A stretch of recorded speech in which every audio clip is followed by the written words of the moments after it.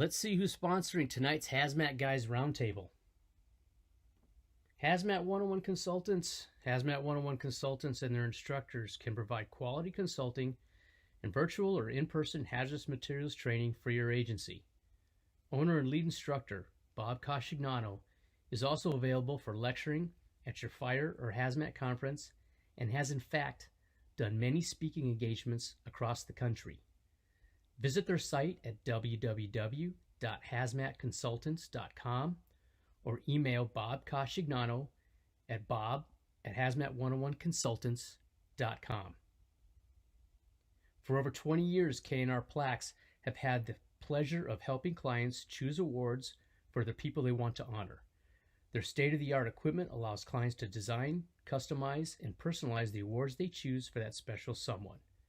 With one of the largest selections of plaques, awards, trophies, and clothing apparel, they can deliver quality products to satisfy any customer needs. No order is too big or too small. Visit their website at www.knrplaques.com or email at sales@knrplaques.com. Responder Training. RTE is the leading company in delivering propane training along with emergency response equipment. Responder Training has many propane flaring kits, water injection kits, accessories, and replacement parts available. They also sell the only commercially available 1-inch propane flare kit, appropriately named the Dragon Slayer, because size does matter. Contact our good friend, owner instructor Ron Huffman for more information. You can reach him at 765-524-4848. You can email Ron at respondertraining.rdh.gmail.com or peruse his website at respondertraining.com. If you'd like to sponsor the show and help keep live hazmat conversations coming in the future and help send at least one lucky participant to a national level hazmat conference, send an email to bob@thehazmatguys.com and he'll send you the information. Thanks a lot. Now on with the show.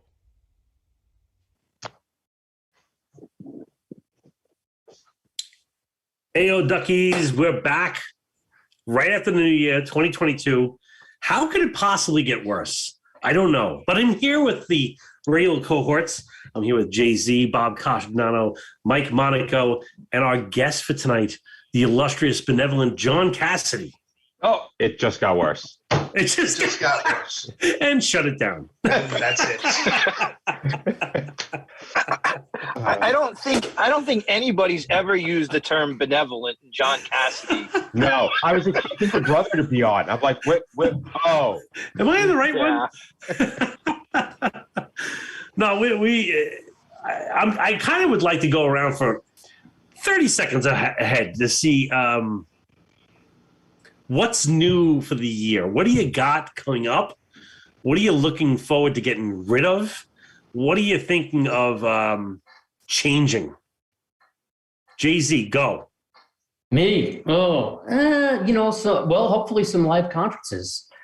I know Midwest is gonna, I talk to Rick all the time. He's going forward. And then maybe I got some things working, some classes that are coming up for some other departments, and got a couple emails recently about some possibilities. So, kind of like just wait and see. Bob? We actually, just before the closeout of the year, we did a little international gig up in the Canada area. Cool. Yeah, we appreciate the boys having us up there. It was very nice, from what I understand. I didn't get to go. I had to send my cohort in crime, Mr. Shaman. But we have the Florida Hazmat Symposium in 2.5 weeks. We'll be at. I think we're doing Midwest as well, and a couple gigs here and there. And what need to get rid of? Well, I'm actually hoping the wife doesn't get rid of me. Fair enough. Fair enough. I want to keep my pension a little while longer. Good. Nice move. Good move. Even if it's on the record. That. Yeah, it's on the record. So it's good. Dirty deeds done dirt cheap. Mike, what are you looking for? I am actually, this is a conversation that we had a couple weeks ago.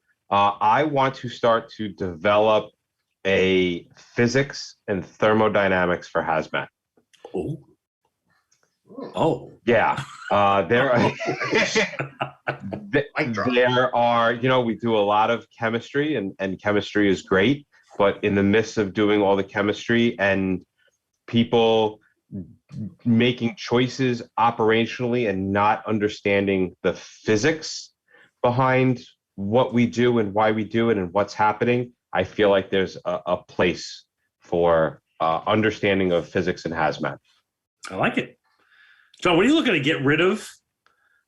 Well, I think right now the easiest thing to get rid of is we're hoping Mike that and Bobby.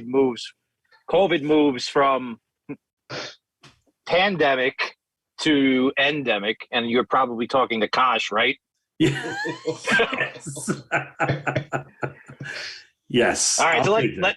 let Kosh run. Yeah.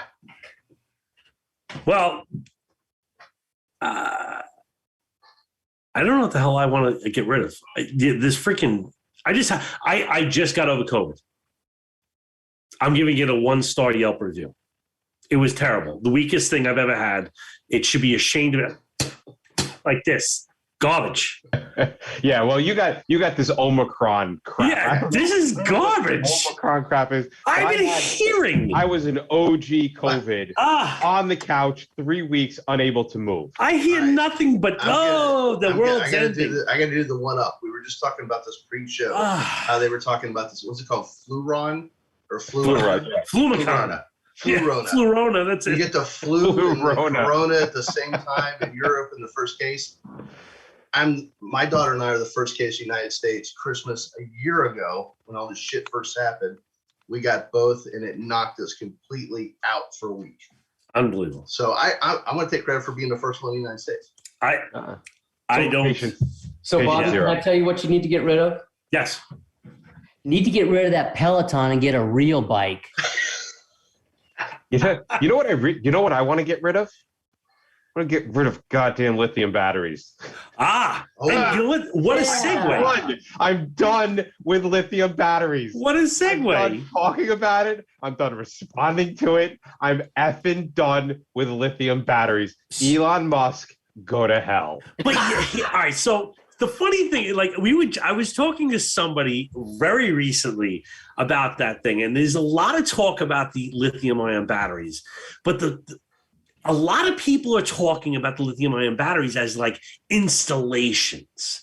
Now, installations are a big deal because there's a freaking lot of batteries, but the problem is a lot of people are looking at those installations. And there's smart people.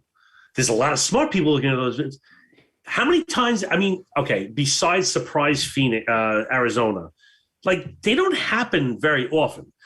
But I'm going to ask anecdotally, without any scientific data behind it, John, how many lithium-ion batteries have you been on since the beginning of December? Since yesterday. Since the beginning of December. The answer's 5, okay? December.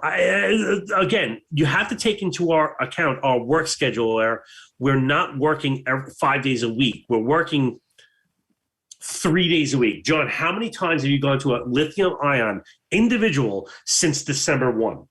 Anecdotal. Easily a dozen. They're all over the freaking place. We can't get away not from just this. little fires, right? You guys had some decent jobs. No, Crazy. they're burning down buildings. And Bob is right. We're not concerned about the installations, right? We're not concerned about the official. Nobody cares because there's pipes, there's sprinklers, there's suppression system. There's some jack off on a computer is monitoring the battery from 1,000 miles away to see what happens.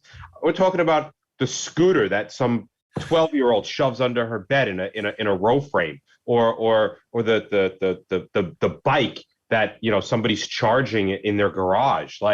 That's what we're referring to. So what do you see? So with official numbers, as of December 17th, and I can tell you we've had a lot more since December 17th, there were 93 fires in New York City and 4 fatalities. Holy shit. So, and with just with what I'm aware of, FDNY probably went over 100 of these fires in 2021. So this is, when you're looking at 8, 10 a month, and I'm certain that there are some of these which we're not necessarily being notified in the hazmat unit, right? So it comes in a room and content fire or structure fire, and if there's enough of consumption of contents, you may not know that the point of origin was a battery. Yeah. Dude, you know what's funny is, like, I was talking, like, a year, 2 years, 3 years ago, I would talk to the guys from Massachusetts, and they're like, we're going to fentanyl like 4 times a day. I'm like, we don't go on fentanyl. And I'm starting to get jealous. I'm like, why don't we get fentanyl? Like, nobody wants to have fentanyl around here. Like, I'm getting a little jealous about it. And now they're like, you guys are blazing the world apart with lithium ion batteries. And I'm like, yeah, take it. Have it. Have it. It sucks. We'll trade you 10 fentanyls for 20 lithium ions. And like Lieutenant Cassidy was saying, it's only the ones that we really know about, right? We were on a battery run. I was on a battery run the other day, my last tour. There was the one battery that caused the fire, and then there were the other batteries that got completely covered in the overhaul process that we had to go and then dig out. The thought process is, well, they had one. What are the chances somebody just has one vehicle with a, like there's between scooters and kids and skateboards and uniball boards and all this other stuff, like nobody just has one battery in their apartment. So we went and we had to dig through all the overhaul and find the other batteries and overpack them. John, what's your overpack? Because I think I know, but tell us. I'm gonna guess that's why Lieutenant Cassidy is with us. Yeah, so there's a number of different things that that we could talk about. I think first is some of the background and why we're seeing it more in New York City.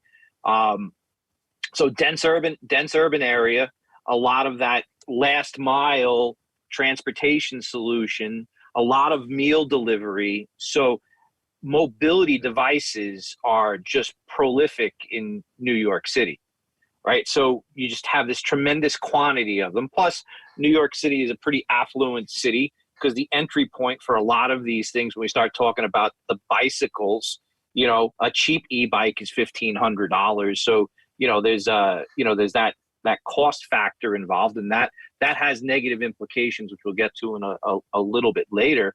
But as price points come down, you're going to see this in other communities. So this is just kind of like, the tip of the iceberg and the harbinger of things to come. So hopefully for the community that's listening, maybe we can start planning and learning from a little lesson, so you're not playing quite as much catch up when it starts to show in your community.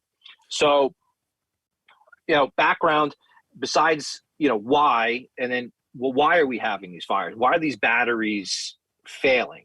So exposure to heat. So we're seeing people charge them in boiler rooms, and the battery's taking a heat injury, and that's setting them on fire. We're seeing them from mechanical abuse. So skateboards and scooters and, them jumping on curbs in New York City, terrible condition streets are all putting stresses on the battery modules, which will cause little breaks in the packaging can do that. Defective batteries, right? So you could even have good manufacturers like LG and the Chevy Bolt. Those were manufacturing defects. Some of the Samsung products that couldn't go on airplanes a couple of years ago, manufacturing defects. And then like water intrusion. So there's all these variable factors, and that's not even, the DIY, people. I watch this on YouTube, so I'm going to take apart a Tesla battery pack and make lots of little battery packs. So there's a lot of root causes for this. And all of them are contributing to this, very unpredictable nightmare that we're starting to see in New York City. So then it's that unpredictability that gets the first responder in. If you have one that's exposed or damaged, you have no idea when it's going to go off. We're used to a typical structure fire. We take the thermal imaging camera. We got heat. All right, I expected to do a certain thing. You could have a battery that's cool to temp, and then, hours later, it just decides, well, I'm going to, show my head. I'm going to let go.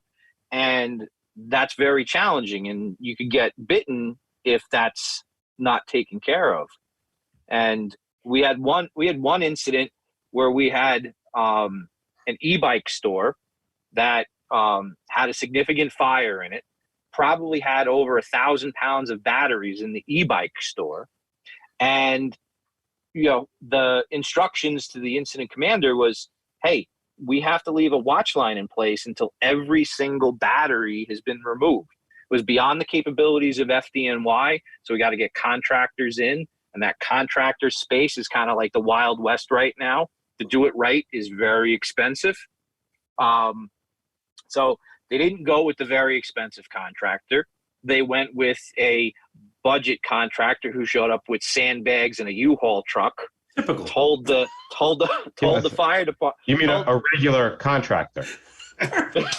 Like, I've never seen anything other than that pull up. It's crazy. Yeah. So they tell the chief that, yeah, we got this. You can take up the watch line. And they didn't have the capacity to take 1,000 pounds of batteries out of the scene. And 30 hours after the initial incident, the building's on fire again. So how many hours? Just say that again. How many hours? 30. 30. The number 24 gets thrown around a lot, and 30. Okay. Yeah. So, dude, one of the funny things is like we talk to people, because there's a lot of people calling. I don't want to say like they call us all the time, the hazmat guys or whatever, but there's a good amount of people like, what are you guys doing? And I'm like, we're building the plane as we fly it. Anybody that tells you they have a definitive plan, I'm like, you're full of shit. We're not flying. We're plummeting to the ground, hoping that something we do starts the engine. No, but like even the part, like we were riding around and we saw these, and I'm not going to mention names, but there's big commercial e-scooter / bike businesses, and they have these bikes all over cities all over the United States, actually the world probably, and they don't magically charge themselves. Little Tony at midnight goes out with his Toyota Corolla and he swaps batteries out. And then he brings all those dead batteries back to his private dwelling and he plugs 200 batteries in on his first floor through strips like Clark Griswold at the Christmas tree. And he goes to sleep. And we have these fires where these lithium ion batteries are just burning like magnesium fires. And it's like a Roman candle go off in the ground. And you tell people that and they go, I didn't even know. I didn't even think about how they do that. And so we've seen commercial legit places where they have them in racks. And the guy goes, yeah, I just pull my truck along the other 60 trucks with like shoreline connections. And there's 60 batteries in each truck with 60 trucks in one building. I'm like, holy shit. Yeah, exactly. This really comes down to, I want to address Rob's question. How does this compare with other cities? Is it a local problem? Yes, it is a local problem for us, but it's a numbers game, right? It's a probability game. It is the fact that there are millions of people in our little town.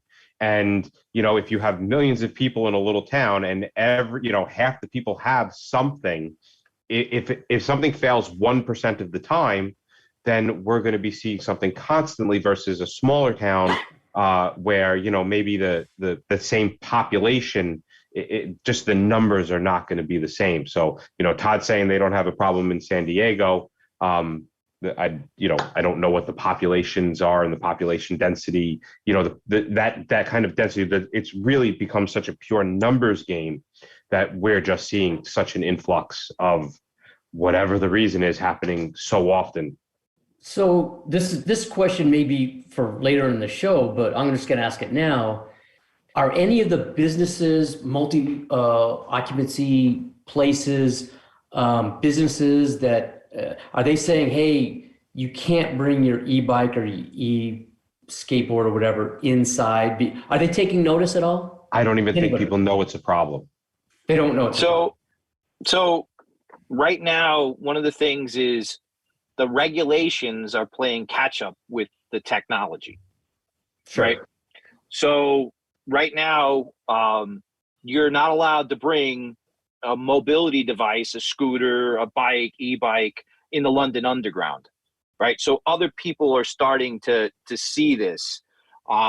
In New York City, that e-bike store that had a battery fire that had the fire, there was a 2-story apartment building above the e-bike store. Yeah. Which is crazy when we start thinking about the failure rate of what we're seeing. So it's going to take some time for the regulations to catch up. But I want to circle back and finish up with this, the communities that have those big brand, mobility rental services, right? So one of them that we pulled up upon, they were using a Mercedes Metris minivan. So not a full size, just like a regular Like a little minivan. Sprinter kind of thing, yeah. Yeah, and they had 1,000 pounds of batteries in it. Yep. Right. So no placards, no nothing to give the responder like an idea. But if that goes on fire and your regular run-of-the-mill engine company shows up, well, guess what? It's not going to behave like a regular car fire. Like, why is this minivan not going out? Right? So this is one of those and we're not even for, talking about Teslas.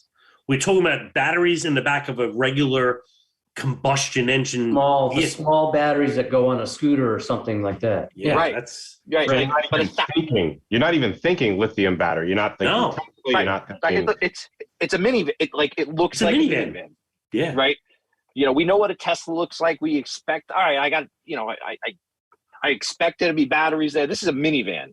The minivan's on fire. Right. And now batteries start exploding, like scary stuff. Yeah. So one of the things about being proactive is if you have those rental companies, find out how they're transporting, how they're recharging their devices, where are they storing their batteries. It's good, again, nondescript, because there's no regulations to tell you that warehouse, there's no 704 diamond label for a fixed facility to tell you, yeah, we got a couple 1,000 pounds of batteries in here, right? So a little bit of fire prevention, a little bit of, talking to people may save you a lot of headaches later on down the line. What's the typical attack line that most people pull on a car fire? It's their trash line. It's the bumper line, 100 foot, 1.75 inches, or whatever. And you know what?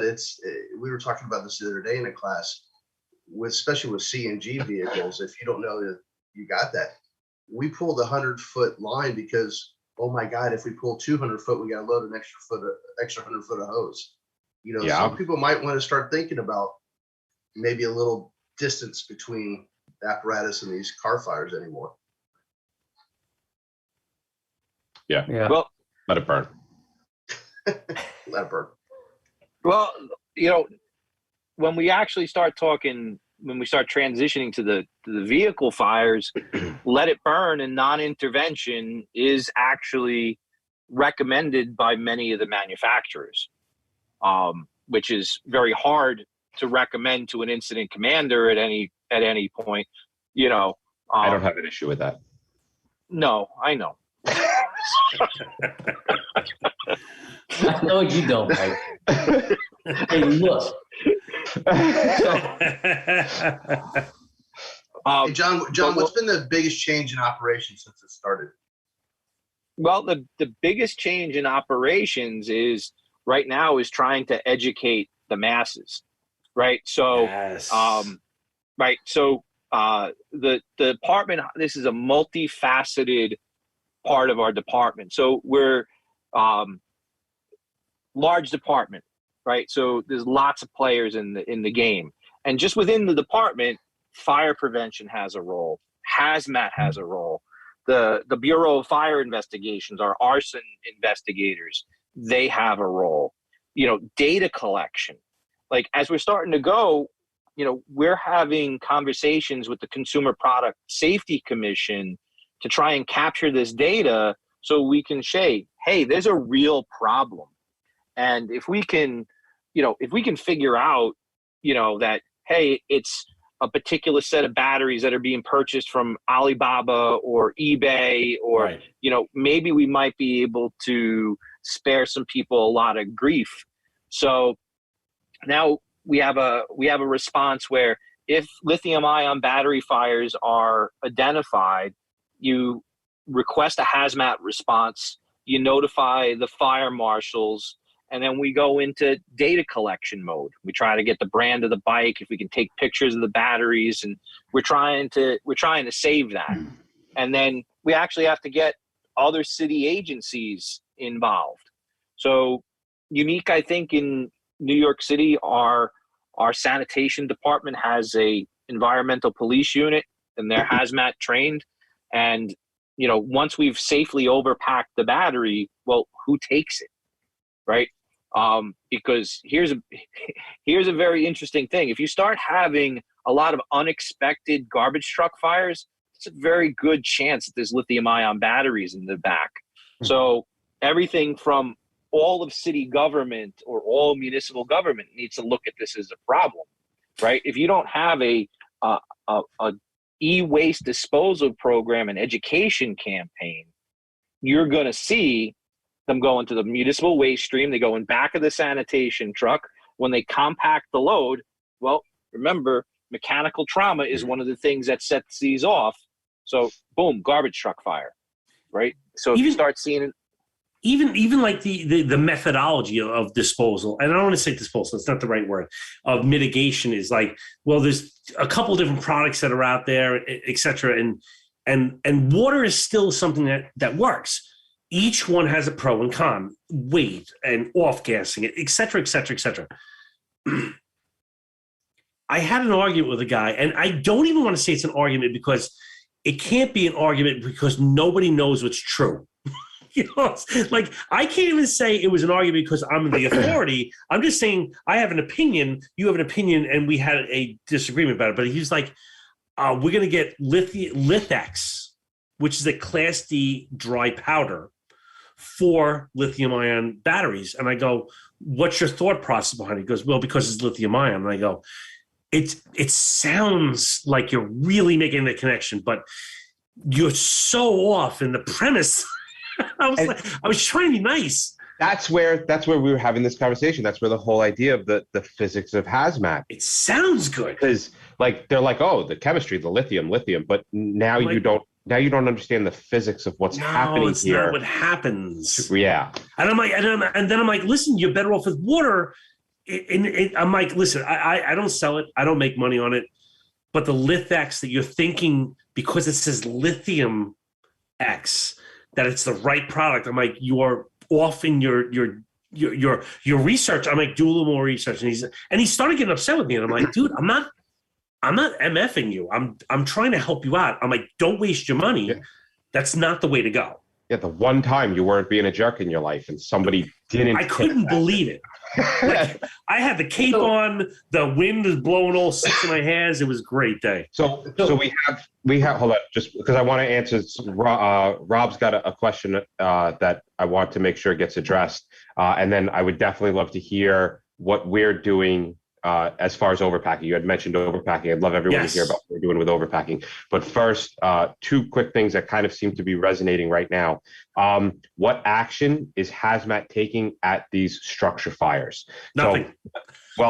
Yeah, I'm just joking. Let's look at this from both from like a hazmat point of view, and then like at a fire, pre-fire, during the fire, and post-fire, and understand that, we are arriving after the fire is pretty much knocked down because that's just how we function where we are. But other teams may be responding during the fire. They may be responding right after. So Lieutenant Cassidy, what actions does a hazmat team, based upon everything that you're seeing and have experienced, what do you think they should be doing at these scenes of a structure fire? And any extra equipment that you've employed for your hazmat team, if you don't mind. Well, I would like to start with the first due engine and the first due truck. right? Okay. Because there's a lot that goes on before there, and we'll address those questions. But I think it makes a lot more logical sense. So, the notification to the fire service usually comes in. It's a fire and/or explosion. So you get a report of fire or explosion. Maybe your hazmat team rolls on the explosion, but more than likely it's just a fire. And now you have a structure fire. They put out the structure fire. They find the lithium-ion batteries. And one of the most important things that I want to stress to anybody that's listening is the unpredictability of these batteries when they're damaged. All right. We're all big boys. We all know we should be wearing our SCBAs during the overhaul phase. It's not as universal as we would like it to be, but the added hazards of the presence of these lithium-ion batteries, when they fail, they don't always 100% ignite. So the gases that come out of them are not only flammable and explosive, but they're extremely toxic. Yes. And some of those gases, you can have hydrogen fluoride, which is one of the nastiest gases that you can see as part of the product. So water for initial extinguishing, because that's what we bring. That's what everybody brings. It is effective in that initial phase of the fire. Cooling water, but if you're anywhere near these batteries, you need to be on self-contained breathing apparatus, not just on your back, on your face, breathing it in. Because when they fail, if you look at any of the YouTube videos, they fill the compartment space instantly, and you go from clear as day to zero visibility like that. You don't have time. You don't have time to like get your wits about you, get your mask on. And hydrogen fluoride, one of the nastier gases, not even to mention the flammables and the explosive gases that we see. So I really want to stress that. Now, when we come in, we will generally find a couple of different things. Sometimes we took the battery. We know we want to keep them cool. We want to prevent thermal runaway. So we threw it in the shower. We turned the shower on. That's a good move. Using a fog line, we found a garbage can, and, we threw it in the garbage can, filled the garbage can full of water. Those are tactics. Preferably metal one, because we've seen it burn through a plastic one.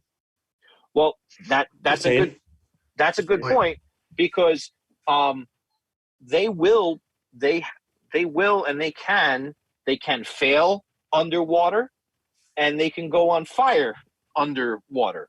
Mm-hmm. And I have a video that we use for instruction of that. It's just underwater, completely underwater burning, and that's a hard thing for firefighters to get their head around unless they've seen it.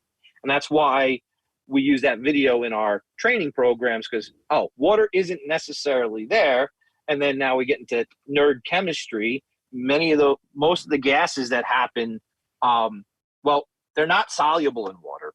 So if it fails underwater and vents, all those gases come out, and now the gases are toxic and the gases are flammable and explosive.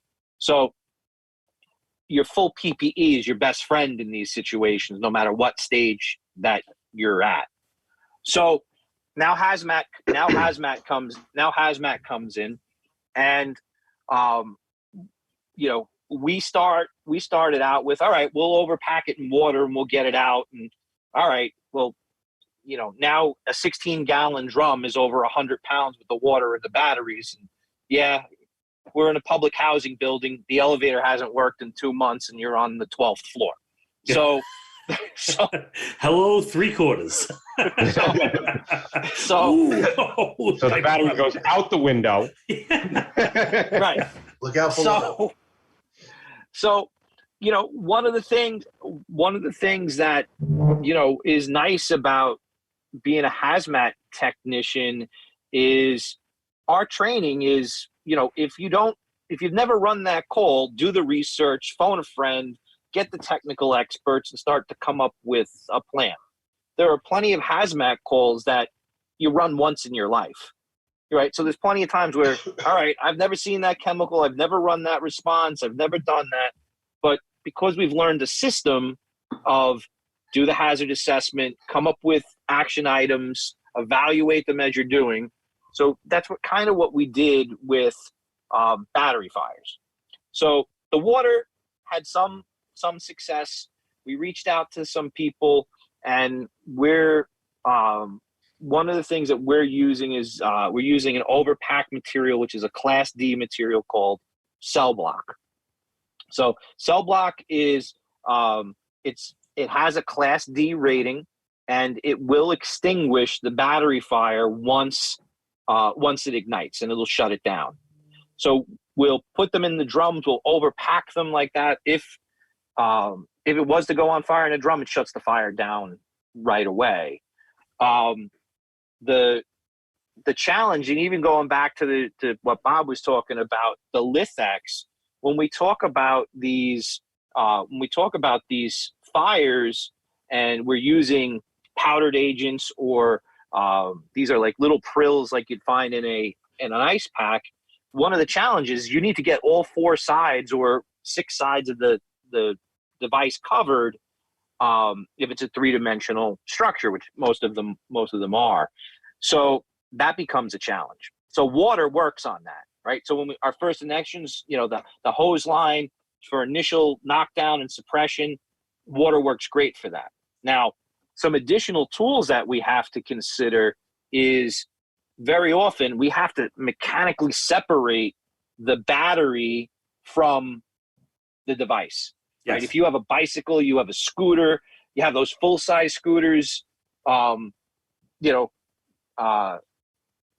have to get the battery out. And yeah, it might be quick change before it went on fire, but when all that melts, when it melts, it doesn't necessarily want to come out as easy, right? So one of the things that is, universally have access to in the fire service is the battery operated Sawzall. It does wonders on, you can cut up an e-bike, very easily. It's lightweight. You can take it into us. So with one of those bi-metal Sawzall, I recently, it goes through like butter on the frame on the battery, and it even did quick work on for those of you that are into like the bikes, the bottom bracket is where the crankshafts go on, and that is hard, and we cut right through that thing. So like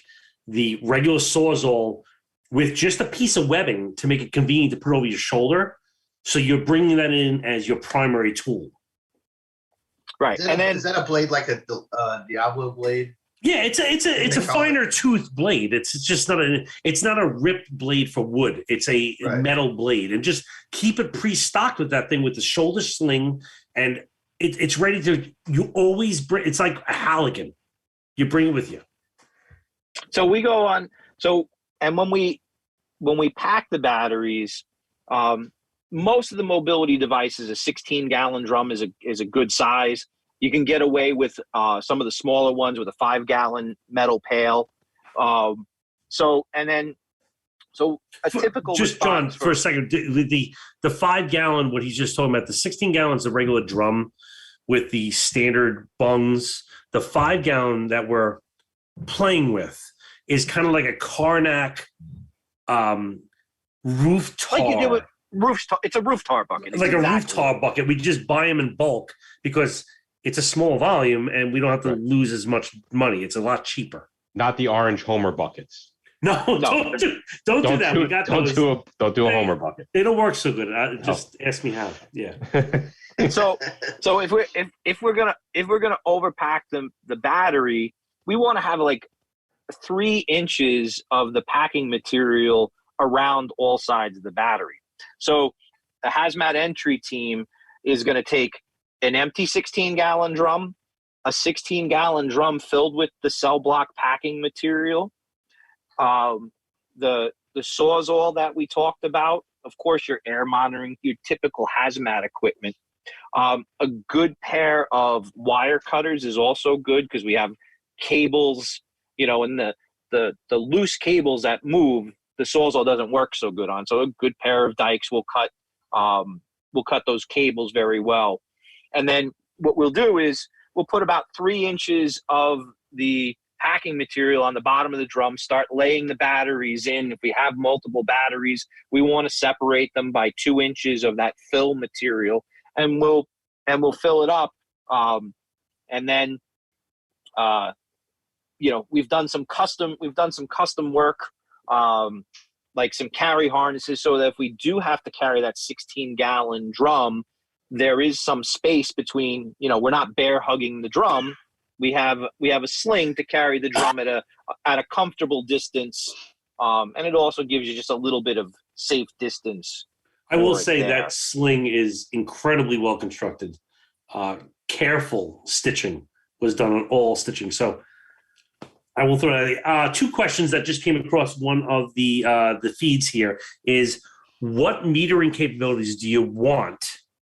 Like specifically, we can just leave it as technologies. And also, what is your finishing touches when it gets out to the street? What is your concerns with the drum as you leave? I don't have any concerns when I'm leaving. I don't either. I'm like, whatever, man. It don't matter to me. I'm out of here, baby. So when we look at, most of the stuff that you take for your standard hazmat assessment is going to work great for you. You always want to have something that measures flammability for the off-gassing. Those gases, when they vent, you also have to think, where do they go? Well, hydrogen's lighter than air. So where did that flammable gas go if I didn't have an ignition? So other concerns is, okay, we didn't have an ignition. Where did the flammable gas go? Do I have to vent? Do I have to see those things? So multi-gas PID, of course your pH paper, right? Is, do I have a corrosive hazard from some of the runoff? And we're talking we've been talking a lot about lithium ion because that's the flavor of the day. But when we talk about energy storage, remember, there's a lot of lead acid storage, battery storage out there. And, certainly having pH paper with you is, any good hazmat guy worth their salt, is within, on their first 2 assessment teams, got that pH paper. Thermal imaging camera have, they don't be lulled that if you have a cool battery that it's not going to go into thermal runaway. Yeah. Very quickly. It's going to, like I checked it and then, I turned my back and now there's fire. So a thermal imaging camera is a good tool to have, but don't be lulled into the safe feeling that, cool. I don't have it. I don't have a thermal signature. We're good because dude, just YouTube self, like there's clowns out in the Midwest that just take it all and they pop it through the side and it goes from 0 to 100 in like a second. It's like that can happen at any point with any one of these thousands of batteries. So like, right. It's not something don't, it's like polymerization. We always laugh about this. We're like, yeah, there's no chemist in the world that can look at it and go, it's going to go off in 3, 2, 1, go. It doesn't happen like that. No. And because it's novel and because it's unpredictable, you have to avoid that. Well, I can handle this, without using my air pack, or we don't have to leave a watch line, or we don't have to we don't have to remove every battery. That bike in the front, it looks good. It looks good. There's nothing melted on it, but that battery, a good rule of thumb, if there has been a battery and it's been involved in the building of a structure fire, every battery has to come out. So and one thing I'm going to add this, and I'm going to probably add about a half hour to the show because I'm going to ask you a specific question. But one thing that's on this thing is when you're closing up the head of the drum, leave one of the bungs open, right, for overpressurization. Would you agree with that? Well, if it depends on the types of bungs that you have with your drums. There are bungs that you can specify that will vent pressure. So if you don't know that your drums are spec'd that way, I would leave the small bung off and tape it to the top of the drum.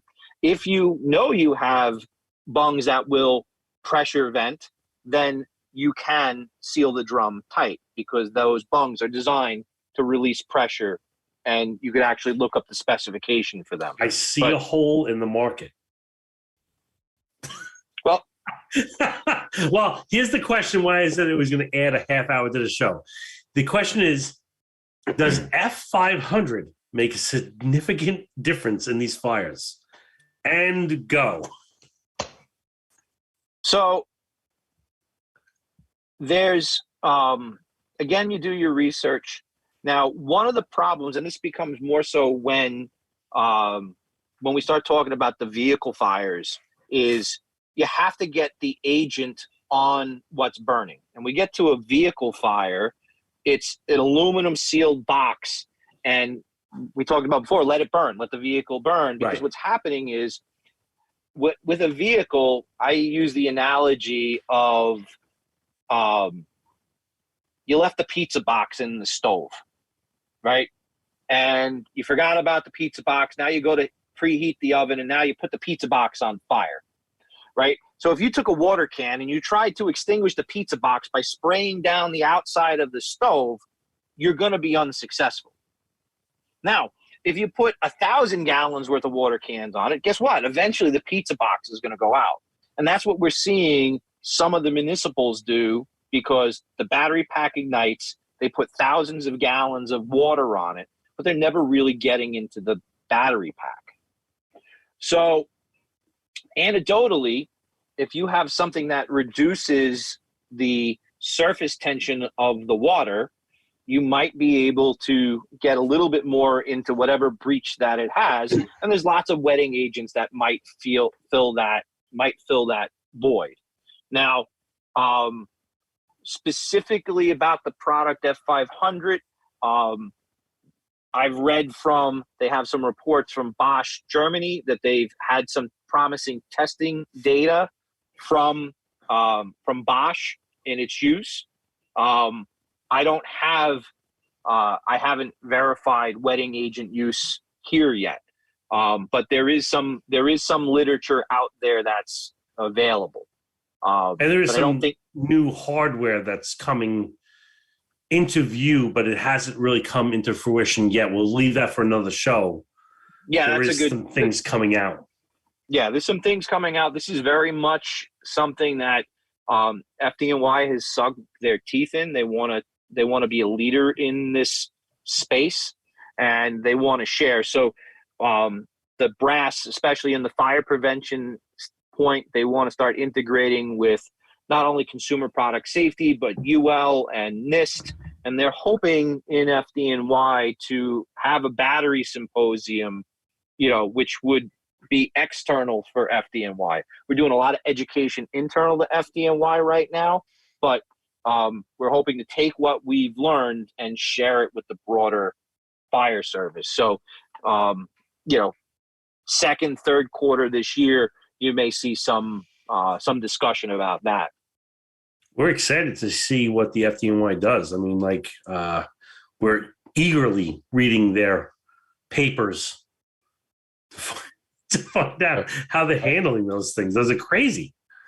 I don't know. Anyway. Well, one thing I would like to add to this, because I was personally involved with this, is that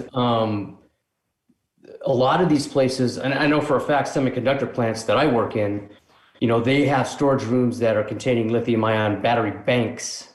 And these are rooms that are airtight, they're climate controlled. Yeah, they have fire extinguisher systems in them, but like the battery system, storage system we had out in Surprise, that was a large Connex type box that was filled with battery banks, and they had a thermal runaway of fire. The fire systems did its job, closed up that thing tighter than a bank vault, put everything out. But from that point, where do you go?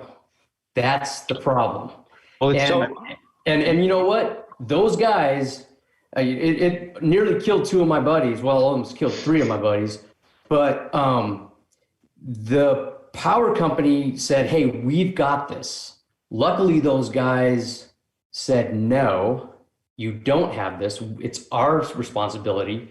And even after hours, you know, they actually ended up trying to open the building to ventilate it.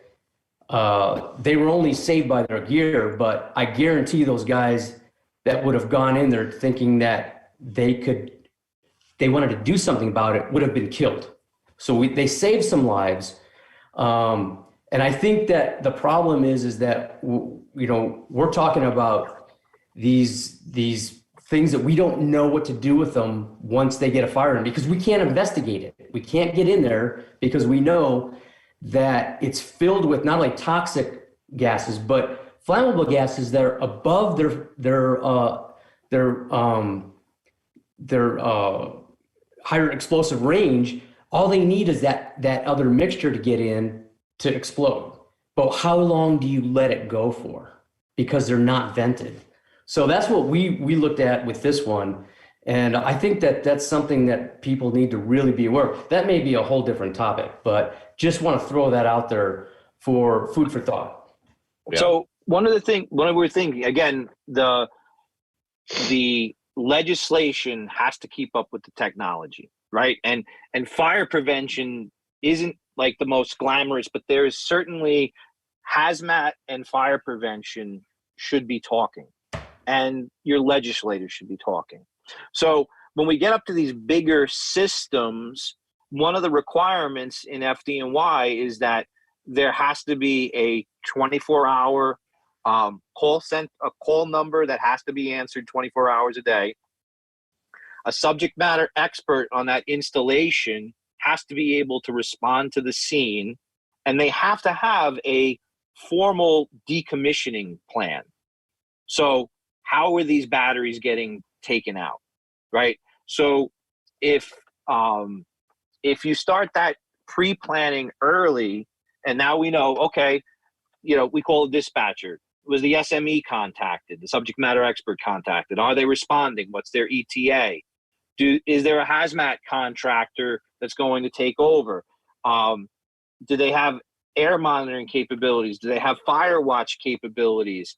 And very much when we have a scene, when there's a fire, we're responsible for that scene, and we're responsible for the safety of releasing that scene.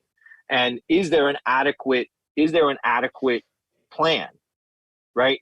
So like we talked about that e-bike store, the plan wasn't an acceptable plan, right? So you know, we have to do that education on our plan, that on our part, that hey, we're not necessarily going to keep the hazmat team, you know, at the scene as fire watch, but whoever the representative from the fire department is, once the removal company gets there, well, guess what? Hazmat's got to come back.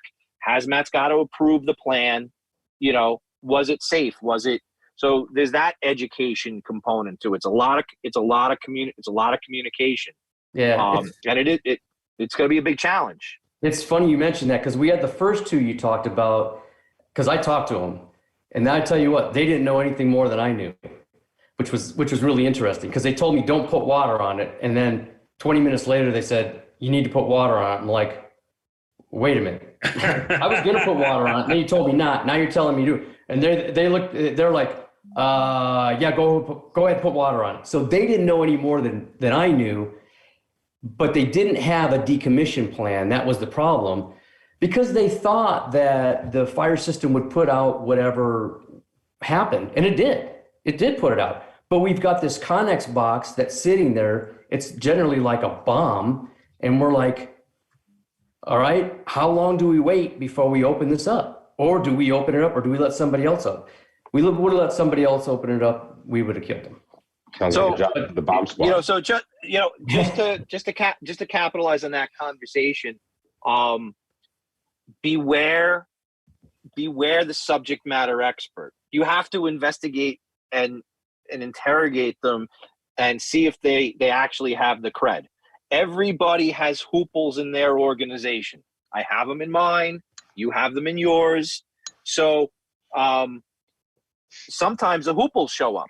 Now, the incident commander believe, well, that guy's got a company uniform on, so he might know more than he thinks he knows more than the hazmat guys, right? Or the hazmat team. Nobody knows more than the hazmat guys specifically, right? So then the hazmat team, right? But you have to ask why, right? So this is what you need to do. Okay, why, right? Why are we putting water on it now when you told me not to put water on it before? And you have to be satisfied. And if you're not satisfied, you keep asking. And if you're not satisfied, you're in charge of the scene. Well, get me somebody else. Let me talk to an engineer. Let me talk to, somebody else, because ultimately we are responsible for that scene. So, have that inquisitive mind. Guy, we are absolutely, because the questions are coming in like crazy over on one side and on the other side. We are going to be getting a lot of questions about this show specifically for weeks, if not months, coming. And I think we're going to have the conversation a little bit more on another date. So let's part two, as they say. So while we cut this show here, and we'll come back and hammer this at another time. I don't know if it's next month. I don't know. We'll see where it comes, but we'll see where we go. But and that's a good question, a good statement too. In the interim, if you have questions about this, where can they send them to, Bobby, so we can get it all answered and lined up, ready to go? If you just want to fire them at me, I honestly, I'll just collate them all. Bob@thehazmatguys.com. Just send them to me. I'll put them on the list, and we'll get them all on the docket, and we'll start hammering them. We'll have John Cassidy back, and anybody else that can add in anything that's of value input in here. But let's see where the ball goes, because every month is a new month. And I hate to say it, but like anybody is like, and I said it in the beginning, and I mean this, in the time we did this show, there's 3 new experts that have donned the crown. It's like, no. Yeah. No. And 4 new variants of COVID. So we may not even be here next month. I don't even have my bell. You don't have to bell. And there's more to come. More to come.